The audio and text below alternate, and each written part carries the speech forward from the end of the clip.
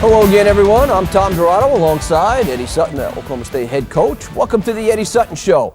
The Cowboys are still enjoying that great ride now. They've won 13 in a row, 15-1 on the year, 4-0 in conference play, perhaps the biggest number, though, 2-0 on the road.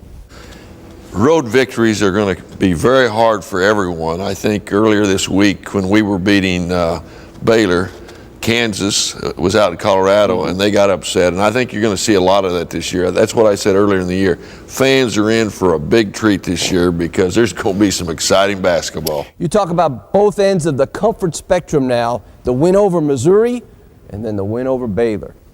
Two big wins, and I think we're the only team at this point that has played 4 games, and I think that what people have to understand, you are never safe playing anybody in this league this year, even when you play them on your home court. Well, we mentioned that the Cowboys have the nation's longest winning streak at 13. We'll have wall-to-wall highlights for you when the Eddie Sutton Show continues in a moment.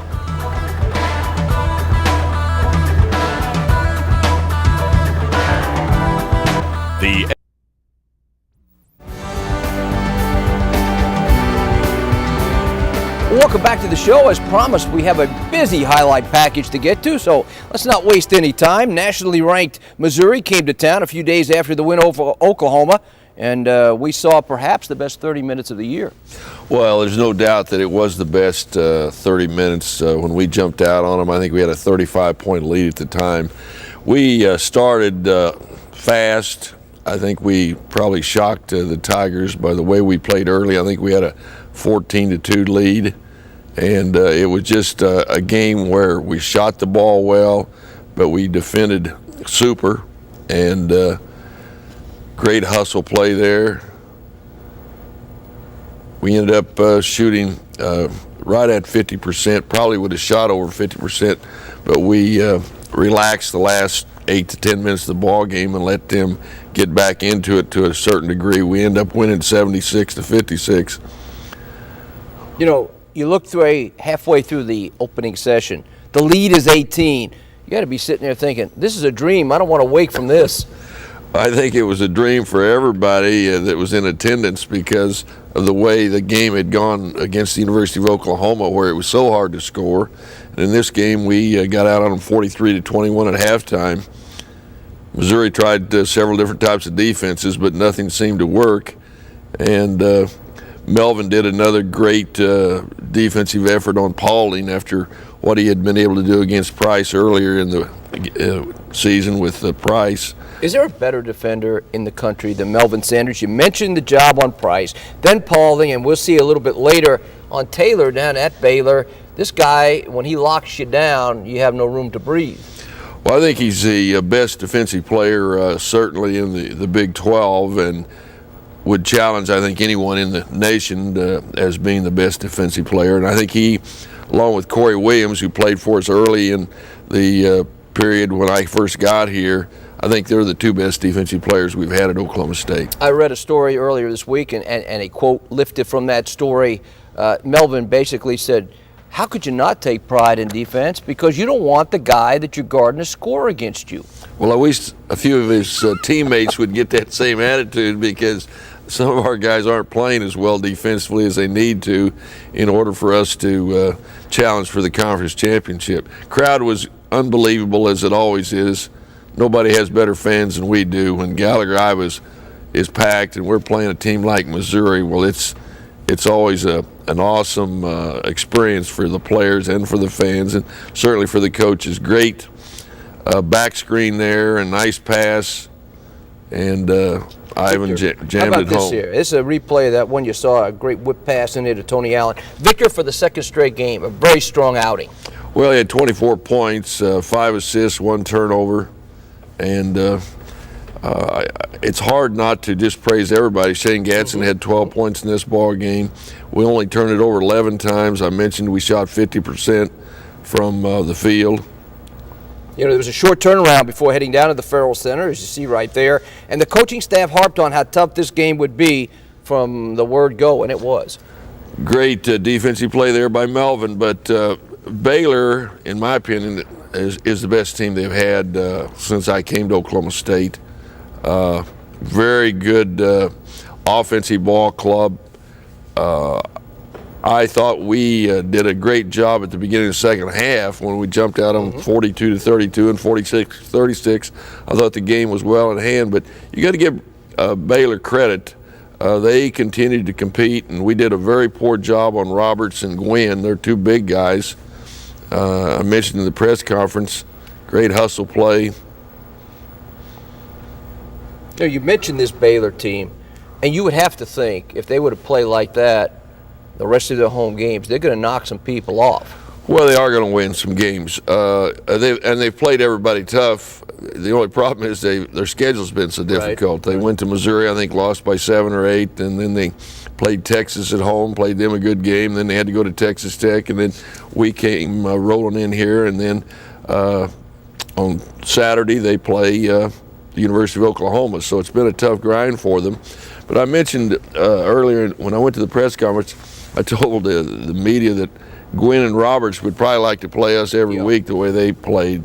Roberts, I think, had 20 points and 17 rebounds, and Gwynn, he had double figures. And so our big guys didn't defend as well as we need to, and that's certainly going to be a challenge when we play Texas Tech on Sunday. You got a glimpse of Tony Allen right there, but he really took over late in regulation and again in overtime, and not just in the scoring area. He did a lot of other things. Well, he made a couple of key steals. He also made a couple of good defensive rebounds. How about that putback again? Great putback there. You kept thinking, well, we got this thing won and 3-point lead here, and we told our guys, don't give up 3-point shots. And Victor loses his man, Lucas, and Ivan has to go out and take him, and then that leaves Roberts wide open in the corner. Normally speaking now, the team that does that gets the game into overtime, has a little bit of momentum, especially at home. What did you and your staff tell the players in the huddle between regulation and overtime? Well, I told them that I said, you let this game get into overtime because we should have won it, but now it's 0-0 again. Let's go out there and play. And we didn't do a very good job early in the overtime, but isn't that a great play? My knee. That's instinct right there. He's probably done that a couple of times on the playgrounds back in Chicago, and he just took the hit and still got it up over the lip. He went up over about a 6'10" guy and gets the basket. Now has a chance to put us up 3 points, and he does. We defend that last series very well, and they really never get a good shot at the basket, and we're very fortunate to get out of there. We've beaten, I think, Baylor now 11 straight times, and we've had some very tough games down there. And quickly, now 2 road wins and as many outings, and we mentioned so many times, when you get one on the road, you better come back, put it in the trophy case this year, and Kansas was certainly sympathized with that fact. Kansas had beaten the University of Colorado 27 straight times, which is almost hard to believe, and yet they went out to Boulder midweek, and the University of Colorado beat them by 1. I think we're the only team maybe that's won 2 games on the road in the early part of the season. But you're right. If you can win on the road, I don't care who you're playing in the Big 12, it's a good victory. Well, the world of video has taken over athletics as well. On this week's SBC Off the Court feature, Athletic Department Video Coordinator Jeff Napal will come by and show us some of the new toys that he's playing with this year. We'll do that when we return to the Eddie Sutton Show.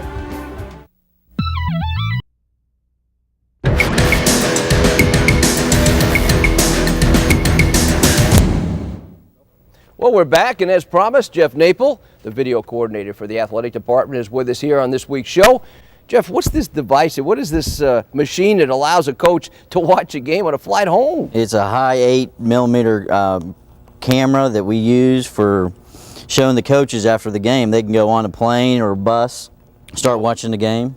We have to draw straws to see who gets to see this on the way home. I can always veto and say, I want to watch it, but Sean wants to watch it, Zip wants to watch it, Coach Dickey wants to watch it.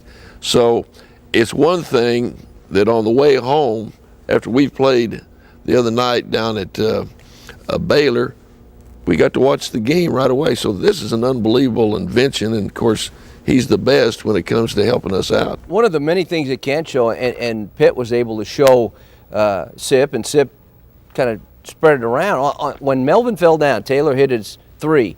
I thought he just fell when I saw the game in my mind's eye, but there was a little bit of movement on that screen that you could see on this particular coverage. Guy stuck his behind out and clipped Melvin, and that's what caused the fall. There's so many bells and whistles in your office. How do you keep up with all the new technology? I got great help. I got a bunch of good students that help me out because I can't spread myself 3 different places at one time. But the other reason we use this is when we go on the road, the coach can, we do our play splices, he can draw up his scouting report and be able to do that instead of rushing from practice, try to go upstairs to get it done and or at the hotel. He can do it on the plane and he's not wasting any time. You guys talk about play splices now. That's an integral part of that scouting report. It certainly is, and like I said, I'm not sure how many hours Jeff and my coaches put in on just putting one scouting report together, but I would think it's somewhere between 30 and 40 hours. But again, I can't heap enough praise on this guy. You know it, but a lot of our fans don't know. Jeff, you spent some time in the pro ranks as well. Yeah, I helped the Cowboys out. I moved to Dallas in year 2000, and I was able to help them out for a season. I got to learn, like, using this. We use this at the Cowboys, and it was a good experience. How far is this business, like everybody else's business, how far has it come since you first got into it? You were dealing with film at one time. Yeah, I did 16 millimeter film when I started in 1988, and now everything's gone to digital. Football-wise, we don't use tape during practice at all or games. Coaches, I just drop it to a PC unit, and they can go and they can watch their film, and they'll be done with it. You remember those days when you had to cut film up and tape them together? And Hey, when you and I were growing up, we didn't even have film. what did we look at? I mean, there was nothing to look at. I guess it's black and white TV and anything. But Jeff, we appreciate you coming on. You do a great job for all the sports here at Oklahoma State, and especially basketball as well. Appreciate your time. Thank you. The Notebook, another tough road trip, and we're going to get into the other half of that scouting report as we catch up with Chris. That's all still ahead when the Eddie Sutton Show continues in a moment. The scouting report, it sounds all so simple. But as our man Chris Carroll recently found out, it's anything but simple to prepare, that is.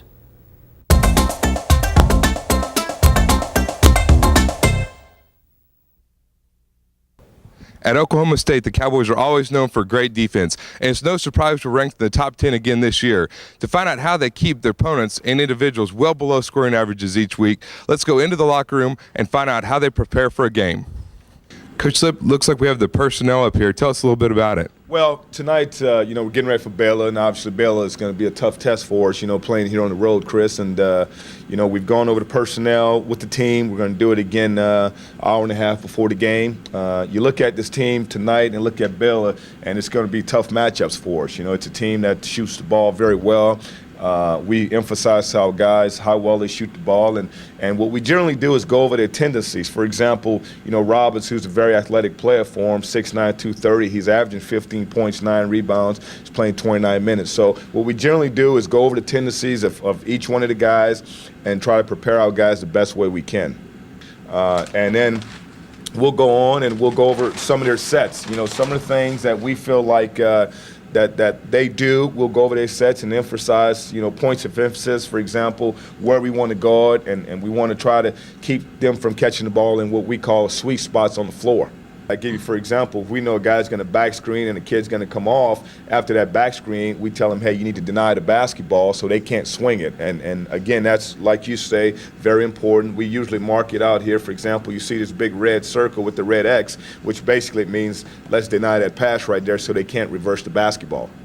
So kind of to sum it up, what do we do at the end of the scouting report? Well, we'll go over some of their sets. We'll go over some of the plays, Chris. We'll generally have all their offensive calls, we get from films and watching them. We'll diagram all their plays. Of course, we give them a scouting report. Our scouting report could be anywhere from 15 to 18 pages, and we'll go over them with the guys. And then at the end, which we think is very important, right before we go on the floor, we usually talk about the keys to the game, what we feel is very important. Tonight, for example, we're going to talk about perimeter defense because there is such a great three-point shooting team, Chris. We're going to talk about not giving them open looks, talking about our big guys having to guard on the perimeter. Again, containing dribblers, finding shooters. Again, our advantage, we feel like, is controlling the boards. We've got to execute on offense because we're playing on the road.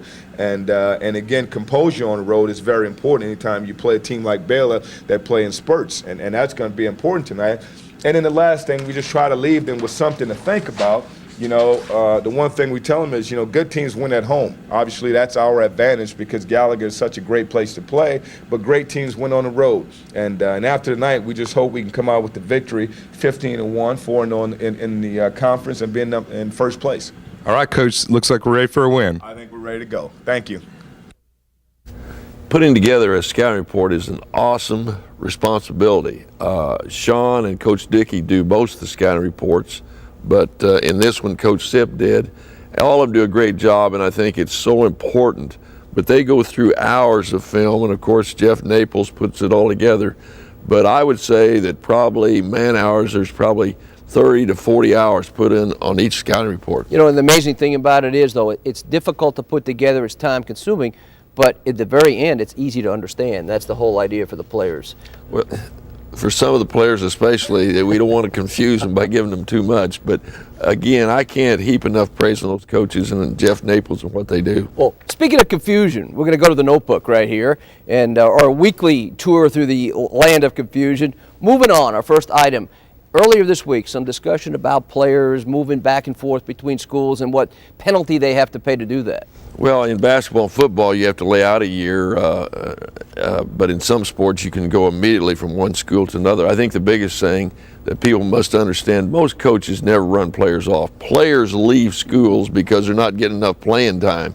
And I don't know how you ever correct that. Well, the grass is always greener, as they say, on that other side of the fence. Next item, X's and O's. This league's tough for a lot of reasons, and one of the reasons is it might be one of the greatest coaching, if not the greatest coaching conference in the country. Well, I think it is the toughest, and one of the reasons it's so good is the coaches are so sound in their philosophy, and all of them play good defense. So I think that's the stabilizer in any team sport. So this conference is blessed to have as many quality coaches as we have. Our last item, Tech Time, a Sunday afternoon shootout in Lubbock. That'll be a shootout because Texas Tech, in my opinion, is one of the 3 or 4 best teams in the league, and it's not easy to win in Lubbock. Well, again, tip-off time in Lubbock on Sunday is 1 o'clock, and yes, that is Sunday, and it should be a dandy. That's all the time we have for this week's show. For Eddie Sutton, Jeff Napal, and of course, Coach Glenn Cyprian, Tom Dirato, goodbye, everybody. The Eddie Sutton